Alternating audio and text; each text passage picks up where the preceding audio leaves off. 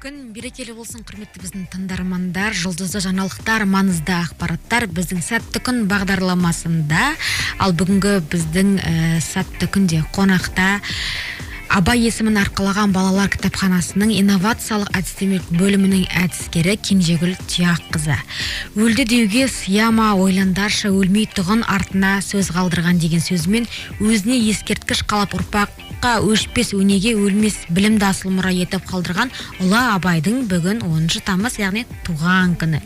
Енді осы айтулы мерекеге орай осы қаламыздағы ең бір көзге жақсы түсетін бір тәтті дейінші, балапандарымыздың зейіннің ашуға жұмыс жасап жатқан Абай есімін арқалаған кітапханасынан бір қонақ ретінде өзіңізді шақырдым. Қош келдіңіз, қалыңыз қалай? Қош көрдік, Фариза. Бүгінгі енді Абайдың туған күні біз үшін енді барша қазақ елі үшін, барша жұртшылық үшін бұл да бір мереке. Жалпы енді мерекелік көңіл күй қалай? Мерекелік көңіл күй тамаша. Сіздерді құттықтаймын бүгінгі қазақ елінің мерекесімен. Абай біз үшін ұлы тұлға, дана, дара. Сол үшін біз Абаймен мақтанамыз. Және жас ұрпаққа да үлгі өнеге алып келе жатырмыз. Енді бүгінгі біздің тақырып бір өте ауқымды, танымдық, бір керемет сұхбат болайын деп тұр. Сондықтан біздің құрметті тыңдармандар, сіздер де бізге қосылып, қояр сұрақтарыңыз болса жолдап, бізге от алып көмектесіп отырсаңыздар болады. Енді бүгінгі эфирді, бүгінгі сұхбатта бір әуезді әдемі әнмен бастап алсақ, кейін жалғастыратын боламыз. Енді Абай мұрасы ол халқымыздың руханиятын әлемге танытатын теңдесі жоқ құндылық, бізге бір үлкен мереке деп айтып өттік. Енді осы мерекеге орай жалпы өздеріңіздің кітапханаларыңызда қандай іс-шаралар ұйымдастырылып жатыр? Жалпы мерекеге орай мына негізі мен айта кеткім келіп отыр, биылғы жылы бізде 70 жыл біздің мерейтойымыз. Яғни 42 айында ол тойланады. Соған байланысты барлық мерекелік шараларымыздың барлығы сол 70 жылдықтың аясында өтуде биылғы таңда. Мінекей кеше ғана бізде мектепке дейінгі балалармен жұмыс жасайтын бөлім бар. Сол бөлім, және бастауыш сыныптарына арналған деген бөлім бар. Сол бөлімде Абай мұрасы мәңгілік қазына атты поэзиялық сабақ өткізілді. Ол яғни кітапхананың ауласында болды. Ол жерге көптеген жаңағы оқушылар өздерінің өлеңдерін оқыды, әжелеріміз қатысты, ән шағаларымыз келіп өзінің әнін шырқады деген сияқты. Оның барлық ақпараттармен кеңінен жаңағы әлеуметтік желілерде танысып отыр қазіргі таңда оқырмандарымыз. Өте үлкен ауқымды жұмыстар атқарылып жатыр. Енді сөзіңізді бөле кетейін. Бізде бүгін мына таңертең сағат 11-де Абай әлем Абай осы мереке аясында бүгінгі күні не ұйымдастырылды? Кітап көрмесі ұйымдастырылды. Естуімше ол онлайн түрде. Онлайн конференция Теміртау қаласымен болды. Соны өткізіп келіп отырған жайым бар. Өзім жүргіздім, сол көрмені өзім таныстырдым. Енді біз онлайн дегенде әуелде бір түрлі қарағанымызбен қазір бір ең тиімді шаралардың бірі. Енді онлайн көрмелеріңіз қалай өтті? Өте тамаша өтті. Өзім үшін енді бірінші бұл менің алғашқы бүгін сізбен өткізіп отырған сұхбатым болатын болса, бүгінгі онлайн конференция менің алғашқы конференцияларым. Бүгін айтулы мерекеде сіздің бірнеше салада тұсауыңыз кесілді. Дұрыс айтасыз. Тұсаукесерден келсем, тұсаукесер бүгінгі таңда мен үшін сол бүгінгі алғашқы қадамдарым болып жатыр бүгін. Бүгін енді ұлы Абайдың туған күні сізге бір берекелі болып жатыр. Енді кітап көрмесі дегенде біздің көз алдымызға не елестейді?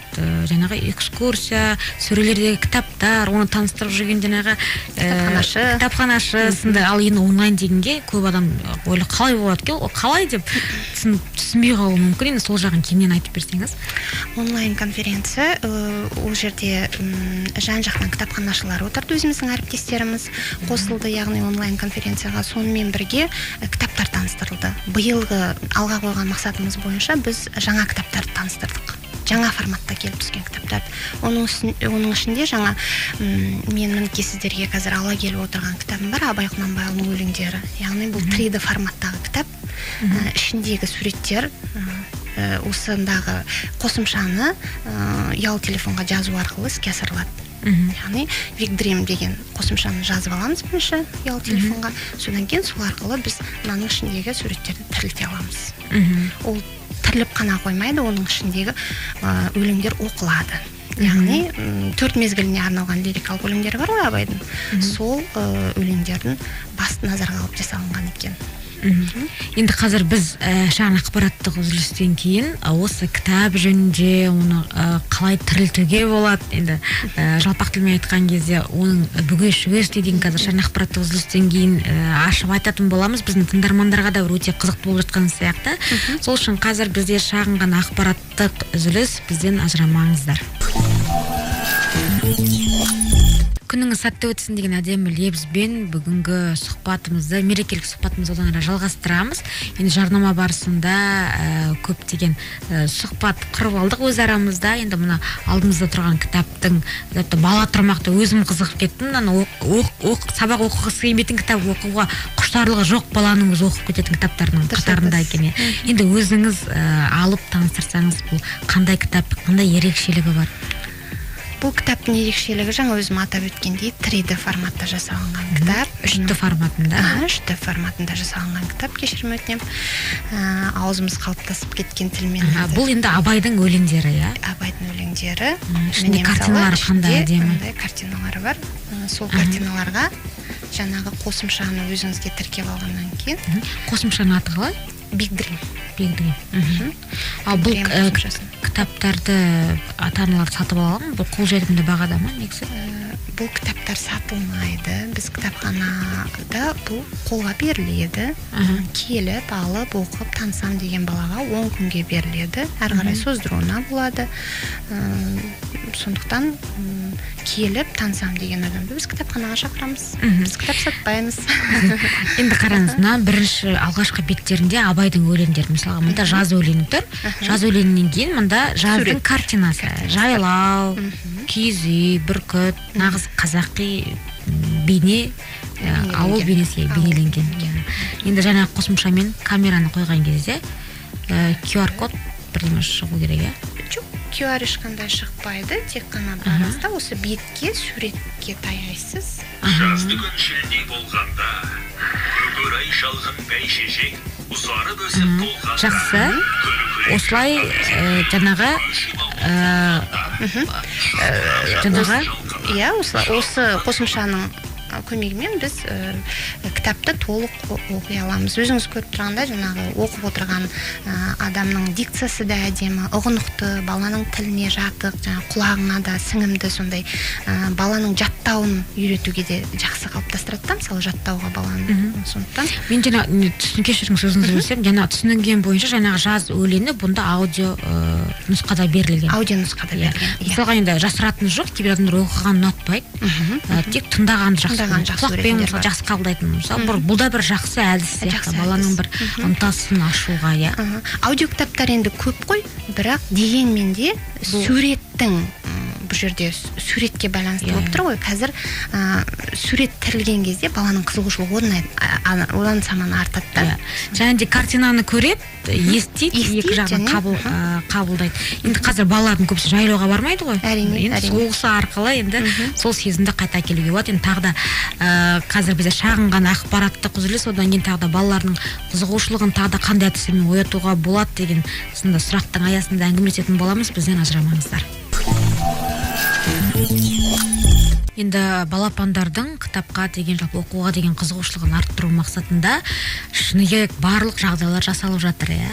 Мысалға енді бұрынғы ерте заманда біз болған жоқпыз, бірақ сондағы енді үлкен адамдардың айтқан сөзден тыңдайтын болсақ, тіпті білім алу кішкене күрделі болған, жарық болмаған, майшаммен оқитынбыз, мысалға бір кітапты бір әулет оқитынбыз деген сияқты сынды пікірлер айтады. Бірақ қазіргі таңда бәрі алма піс, алдыма түс дайын тұрған сияқты. Енді осы балапандардың, кішкентай бөбектердің, жалпы балалардың кітапқа деген қызығушылығын арттыру мақсатында тағы да қандай іс-шаралар жүргізесіздер? көптеп келу үшін мысалға? Көбінесе көпшілік жұмыстармен біз тарта аламыз оқырмандарды, және жаңада жарнама кезінде әңгімелескеніміздей клубтық жұмыстар және үйірме жұмыстары оқырмандарды көптеп тартуға ықпал етеді. Себебі менің өзімнен басымнан кешкенім бойынша айтқаным, жаңағы клубтың ең бір тиімді жағы, ол жерде клубқа жиналған оқырмандардың арасында бір қонақ болады, ол қонақпен танысады бала, өзін өзі бір тұлға ретінде сезінеді, көрдіңіз бе? Сондықтан әрбір баланы өзін есейтіп көрсету үшін ол кітапханаға келген бала негізі өзін ересек адам ретінде сезінеді. Себебі ол жерде өзінің қолы ойылады біріншіден. Аты жөнін өзі айтады бала барып. Ата-анасы емес, кейбір ата-анасымен еріп келген балалардың өзінде де бір тұлғалық қасиет қалыптасады балада. Өйткені біз себебі ата-анадан сұрамаймыз, бірінші оқырманмен тілдесеміз. Қандай жаста болмасын ол. Мысалы, бізде ең кішкентай оқырмандарымыз мектеп жасына дейінгі балабақшадан келіп жатса, әрі қарай өсе береді мысалы. Сол жас ерекшелігіне қарай бөлінеді ғой, енді бұл балалар кітапханасы болғаннан кейін. Және студенттермен аяқталады. Жаңа мектеп жасына дейінгі балалардан бастасақ, студенттермен аяқталады деген сияқты. Енді тілге тиек еттіңіз, сіздерде үйірме жұмыстары бар деп, клубтар бар деп, мысалы, тыңдап отырып айтуы мүмкін ата-аналар. Немесе балапандар болсын, ол кітапханаға барып жүрмін, бірақ ондай үйірме барын білмеппін деген сұрақтар туындауы мүмкін. Енді ол қандай үйірмелер мысалға, қандай бағытта? Қазақ тіліне оқытатын үйірме бар. Яғни қазақ тілін үйрететін. Қазақ тілін үйрететін, содан кейін ағылшын тілін үйрететін үйірме бар. Содан кейін өзім өткізіп жүрген зертхана, қызықты ғылыми зертхана үйірмесі бар. Мен оны өзім өткіземін, және де менің жанымда орыс тілде өткізетін менің әріптесім бар. Орыс қазақ тілінде өткіземіз. Ол жерде ғылыми кітаптармен таныстырамыз біз көбінесе. Ғылыми кітаптарды насихаттаймыз, яғни оқырмандарға. Ол үйірмеге жаңағы қанша жас аралығындағы балалар барады? Әр үйірменің өзінің жас ерекшеліктері бар, яғни мен өзім өткізетін үйірмені айта кететін болсам, ол жерде 5-6 сыныпқа дейінгі балалар 1-2 сыныптан бастап 4-5-6 сыныпқа дейінгі балаларға дейін қатыса алады. Алдына тіл үйрену үйірмелері аптасына неше рет? Аптасына енді аптасына 1 рет болуы мүмкін, айына 2 рет болуы мүмкін. Мен қазір нақты сізге айта алмаймын, себебі өзім оны басқа әріптестерім жүргізеді ол үйірмелерді. Мысалы, мен өз үйірмем бойынша ол жерде біз айдың 2 және 3 жұмасында жүргіземіз, сағат 3-те. Енді балалардың келу қарқына қалай, жалпы қызығушылығы? Үйірмеге болсын, кітапханаға болсын? Мен енді кітапханаға келіп жатқан оқырмандарды қарқынын керемет деп айта аламын қазіргі таңда. Қазақ оқырмандары көбейсе екен деген арманымыз тек қана. Сол. Қазақ оқырмандарын көбейтсек екен, қазақ оқырмандары көп болса екен деген. Қазақ балалары оның ішінде. Сол мәселе кішкене ақсап жатады. Сіздер сол бағытта қазір жұмыс істеу үстіндеміз. Енді бағанағы әңгімеміздің барлығы өте бір қызықты болып жатыр. Әсіресе біздегі енді мәселе демек қояқшы, бір ақсап тұрған дүние ол балалардың жалпы кітапқа деген қызығушылығы, оны арттыру деген сынды.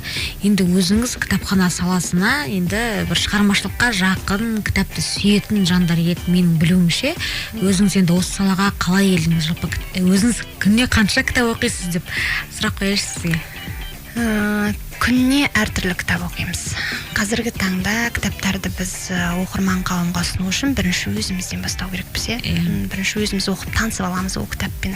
Содан кейін барып ол шығарма жайлы біздің Instagram парақшамызды қарайтын болса оқырмандарымыз, біз әр апта сайын дейінші әрбір әріптесіміз өзінің ойымен, өзінің фантазиясымен дейміз ғой, кітапты насихаттау жүргізеді. Бір кітапқа болуы мүмкін, бірнеше кітапқа болуы мүмкін. Мысалы, жазғы лагерьде оқитын балалар үшін топтама жасайды. Не болмаса, белгілі бір шығармаға байланысты топтама жасайды. Сол ең соңғы жасаған публикациям, яғни пост жаңағы Инстаграмға саламыз ғой. Сол кезде мен Нұрдәулет Ақыштың кітабын Нағыз әже қайда деген кітаптағы шығарманы ең соңғы оқыған шығармам сол болды. Сол әңгіме болды. Керемет әңгіме, оқуға ұсынамын сіздерге. Нұрдәулет Ақыштың Нағыз әже қайда деген кітабы. Қазіргі әжелерді баға беріп отырып жазған шығармыз. Қазір шынымен де бұрынғы әжелерді аңсаған заман болып кетті. Шыны керек. Бұрынғы аңыз әңгіме айтып отыратын, кимешек киіп отырған, кең етекті, жаулығы бар, ақ жаулықты әжелеріміз азайып бара жатқанын сол шығармадан түсініп, жүрегі бар адам кішкене болсын елжірейді. Шыны керек. Дұрыс айтасыз. Енді осы салаға келу жолыңыз айтсаңыз, өзіңіз. Жаңа жарнама барысында айттыңыз, балаға кітап оқы деу үшін ата-ана өзі оқу керек деп. Бұл рас. Бала ата-ана айна ғой. Ата-ана не істейді? Бала соны жаңағы сөзбе-сөз көшіріп алады, былай айтқан кезде. Енді өзіңіз қалай келдіңіз? Жалпы үйдегі өз балапандарыңызға қалай кітап оқу қарқыны қалай олардың? Мен енді балапандарыма қазіргі таңда өзім кешке жақын кішкентай қызым бар. Оған ертегі оқығанды жақсы көреді. Ол ертегімді оқып бергенімді жақсы көреді. Оқып, одан кейін өзі соны ойына қорытып, қайтадан өзі ертегі шығарады. Жаңағыдан. Қиялы жақсы жұмыс істейді. Баланың ойлау ұшқырлығы жақсы жұмыс істейді. Ал жаңағы қызығушылыққа, кітапхана саласына қызығушылыққа келетін болатын болсақ, енді мен кішкентай кезімнен кітапханаға бару арқылы менің қызығушылығым оянды. Жаңағы айтып тұрмын ғой, үйірме клубтардың жұмысы деп. Сол клубтардың бірінде Сырлас деген клуб болды. Мен Балқаш қаласында оқығам өзім. Сол клубтан менің қызығушылығым ашылды десем қателеспеймін. Осы кітапхана саласына жалпы. Содан кейінгі менің мұғалімдерім, мектептегі ұстаздарым, ол кісілердің тәлімі, тәрбиесі, кітапқа деген қызығушылығымды арттыруға сол кісілердің еңбегі орасан зор. Дұрыс айтасыз. Жалпы енді кітап демекші, сіз жаңа айтып отырған кезде өзінің де мектеп шақтағы кішкентай кезіндегі кітаппен байланысты естеліктерім есіме түсіп отыр. Расымен де осы баланың жалпы шығармашылықта, өнерде болсын, өсуінде ата-ананың еңбегі орасан зор, басты рөлді ойнайды. Мысалға, мен кішкентай кезімде жаңағы ертегі болатын, Жетілақ деген. Сол ертегіні үтір нүктесіне дейін жатқа білсем де, жаңағы мамаға айтатын, күнде оқып беріңізші. Сонда андай қой шашап тұрмын деген бір сөзін естімеппін. Мен айтқан сайын оқып беретін, және ол кітап менікі емес, қасымдағы бір баланікі болатын, ауруханада жатқан кезде ғой. Соны айтамын, қалай мен қазір ойлап отырмын, мысалы енді болашақта маған балам сөйтіп айтса, мен сөйтіп оқып беруге дайынмын ба деген сұрақ мені мазалап отыр да. Жаңағы біздің расымен болашақ ұрпақтың осы білімге деген көзқарасы қалай болады екен деп. Жалпы енді кітапқа деген қызығушылық расымен де бір баланың мектеп шағындағы ұстаздан, үйіндегі ата-анасынан бір бастау алатын дүние сияқты. Сол үшін енді көзі ашық, көкірегі ояу ұрпақтың легі көп болсын десек, әр адам бір өзінен бастау алу керек сияқты. Кітап оқуға тіпті ниеті болмаса, кітапханаға барып сөрелердің шанын сатып, мүмкін сөйтіп те адамның ниеті ашылуы мүмкін. Мысалға өзі мектеп шағында жаңағы тағы айтайын, кітапханашыларға көмектесіп, жаңағы шанын сүртіп, кітапты реттеп, сонда адам біледі, мынандай кітап бар екен ғой, деген сынды. Бірақ енді қазір сыртқы мұқабалар әдемі болғанымен, іші енді тұшымды емес кітаптардың легі де көп болып келе жатыр. Сол үшін енді осы тұста кітап жазатын авторларға да бір сын ескертпей емес, бірақ енді балалардың бір тіліне болсын, жеңіл қазіргі қоғамдағы бір мәселелерді қамтитын бір еңбектердің легі де бір арта берсе деген өзіміздің ниетіміз бар. Енді қазір бізде шағын ғана ақпараттық үзіліс, одан кейін соңғы шығарылым, бізбен бірге болыңыздар. Әңгіме дегенше бізге берілген уақыт осымен аяқталуға тамам.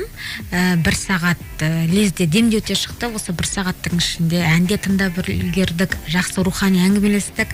Біздің тыңдармандарға да бір керемет әңгіме болған екен, тыңдады. Енді бүгін 10 тамыз мереке бізде, соған орай енді ұлы Абай атын арқалаған кітапханадан келіп тұрғаннан кейін өзіңізге енді қолқа Абайдың бір әдемі өлеңін бізге оқып берсеңіз. Енді кішкентай кезімнен жадымда жатталып жүрген жүректе қайрат болмаса деген керемет өлеңі бар. Сол оқып берейін. Жүректе қайрат болмаса, ұйықтаған ойды кім түртпек? Ақылға сәуле қонбаса, хайуанша жүріп күнелтпек. Аспаса ақыл қайраттан, тереңге бармас үстірттер. Қартыңның ойы шарт тартқан, әдеті жеңіп күңгірттер. Тән сүйгенін бермесе, жан шыдамас жан ашып, бере берсең бер десе үміт етер таласып. Малда да бар жан мен тән, ақыл сезім болмаса, тіршіліктің несі сән? Тереңге бет қоймаса, атымды адам қойған соң, қайтып надан болайын, халқым надан болған соң, қайда барып оңайын деген екен Абай атамыз. Тамаша. Көп рахмет сізге, бір Абай атамды бір көз алдыма тірілткендей болдыңыз. Даусыңызда сондай жағымды, керемет екен. Енді расымен де бүгінгі бізге берген уақыт сондай бір қысқа болды. Бүгін эфирге келгеніңіз үшін, уақытыңызды бөлгеніңіз үшін, осындай танымды ақпараттармен бөліскеніңіз үшін көптен көп рахмет. Енді бізді тыңдаған тыңдармандарға да бір пайдалы сұхбат болды деген ниеттемін. Құрметті біздің тыңдармандар, жүректеріңіздегі сәулелеріңіз өшпесін. Ал бүгін бізде қонақта болған Абай есімін арқалаған балалар кітапханасының инновациялық әдістемелік бөлімінің әдіскері Кенжегүл Тұяқовна. Сізге көп рахмет. Ал бүгінге бізге берілген уақыт осымен тамам. Келесі кездескенше аман сау болыңыздар. Және де ұмытпай мына кітапты сізге табыстағым келеді. Абай Құнанбайұлының адамзаттың бәрін сүй, бауырым деп деген осындай кітабы сіздің кітап қоржыңызда орны бір ерекше кітап болсын дегіміз келеді. Қасым кітаптан осындай әдемі кітаптарды Язев 11 және де Бұқар Жырау 30 адресі бойынша ала аласыздар. Ал сізге рахмет. Рахмет. Құрметті тыңдармандар, келесі кездескенше аман сау болыңыздар.